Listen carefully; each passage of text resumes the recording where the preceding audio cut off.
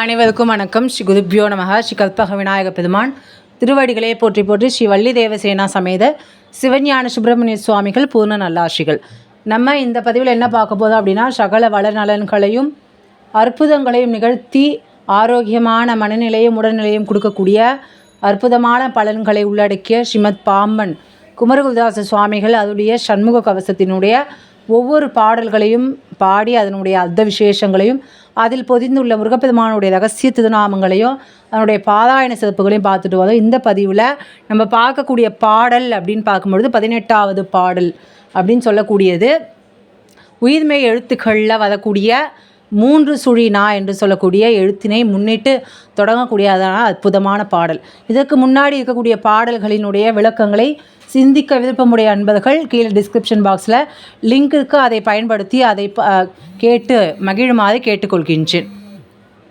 நம்ம இந்த பாடல் என்ன அப்படின்னு பார்க்கும்பொழுது, இணக்கமில்லாத பித்த எரிவு மாசுதங்கள் கை கால் முணக்கவே குறைக்கும் குஷ்டம் மூல வெண்முளை தீமந்தம் சனத்திலே கொள்ளும் சன்னி சாலமென்று அதையும் இந்த பிணிக்குளம் இணையாளாமல் பெருஞ்சத்தி வடிவேல் காக்க அப்படின்னு சொல்லக்கூடிய அற்புதமான ஒரு பாடல் அப்படின்னு சொல்லக்கூடியது.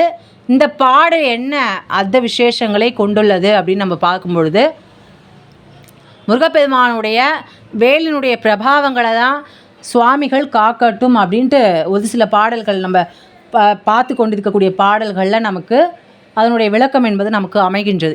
இதுலேயும் அதே போல தான் பெரும் சத்தி வடிவேல் காக்க அப்படின்னு சொல்லக்கூடிய அற்புதமான ஒரு ரகசிய திருநாமத்தை, வேலினுடைய திருநாமத்தை சுவாமிகள் இங்கே உபயோகப்படுத்தியிருக்கார். அதாவது இந்த பாடலை படிக்கிறதுனால என்னென்ன பலன்கள் அப்படின்னா, நோய்கள் என்று சொல்லக்கூடிய உடலுக்கு ஏற்படக்கூடிய நோய்களும் மனத்துக்கு ஏற்படக்கூடிய நோய்களும் நம்மை விட்டு அற்று போகும் மற்றும் எல்லா சௌகரியங்களும் நமக்கு கிடைப்பதாக இருக்கக்கூடிய அற்புதமான பலனை தான் எல்லா பாடல்களுமே சுவாமிகளினுடைய பாராயண பலனாக நமக்கு அமைகின்றது. இணக்கமில்லாத பித்த எரிவு மாசுதங்கள் அப்படின்னு சொல்லும் பொழுது கட்டுப்பாடே இருக்காது.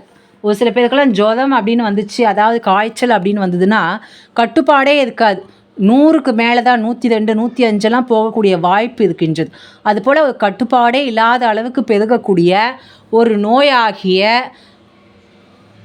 அந்த ஜுர நோய்களை தான் நம்ம இங்கே இணக்கமில்லாத ஒரு கட்டுப்பாடே இல்லாத பெருகக்கூடிய பித்தத்தினால், அதாவது நம்முடைய உடம்பில் வாத பித்த கப நாடிகள் அப்படின்னு 3 இருக்குது. சித்த மருத்துவம் தெரிந்தவர்களுக்கு எல்லாருக்குமே தெரிஞ்சிருக்கும்.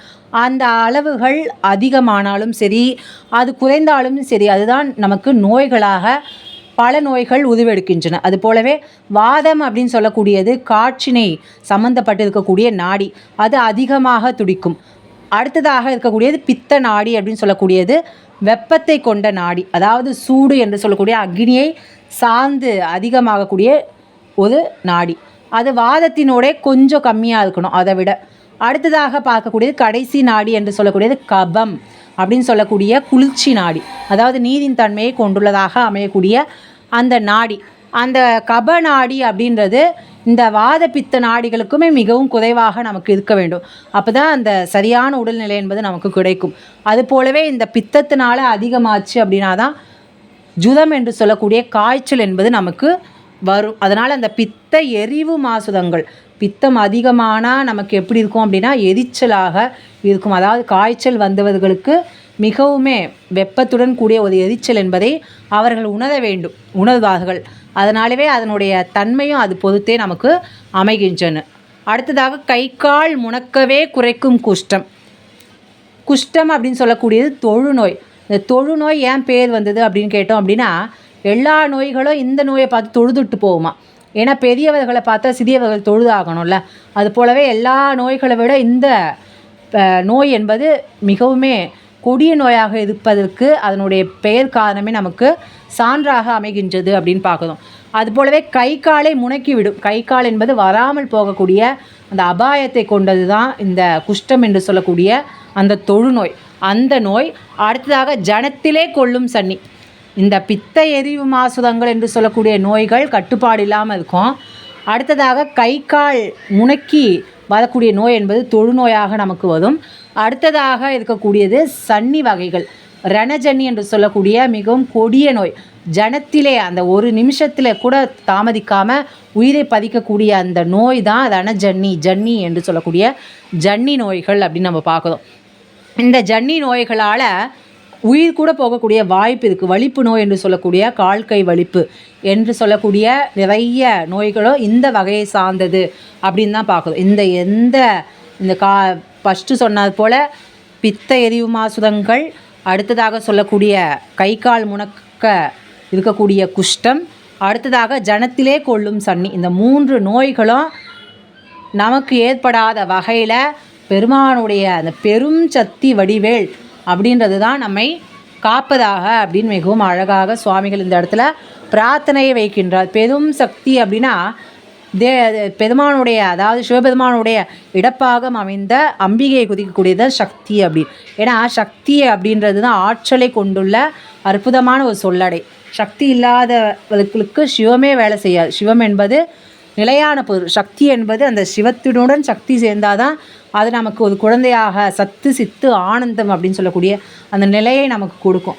அது போலவே தான் அற்புதமான அந்த சக்தி அம்பிகையினுடைய வடிவமாக இருக்கக்கூடிய அந்த வேலாயுதம், அதாவது சூத பதுமாதியர்களை அழிப்பதற்காக பெருமாட்டி தன்னுடைய சக்தியை வேளாக உருவகப்படுத்தி முருகப்பெருமான இடத்துல கொடுத்ததுக்கு அடையாளமாக இங்கு அம்பிகையினுடைய பெயராக அமைந்துள்ள பெருஞ்சக்தி வடிவாக இருக்கக்கூடிய வடிவாம்பிகையினுடைய அம்சமாக இருக்கக்கூடிய பெரும் சக்திகளை உள்ளடக்கக்கூடிய அந்த வேளாகப்பட்டது கர்ம வினைகளால் தொடரக்கூடிய இந்த மிகப்பெரிய நோய்கள்லேருந்து பக்தர்களை காப்பாற்றட்டும் அப்படின்னு சுவாமிகள் இந்த இடத்துல மிகவும் அழகாக பிரார்த்தனையை வைக்கின்றார்.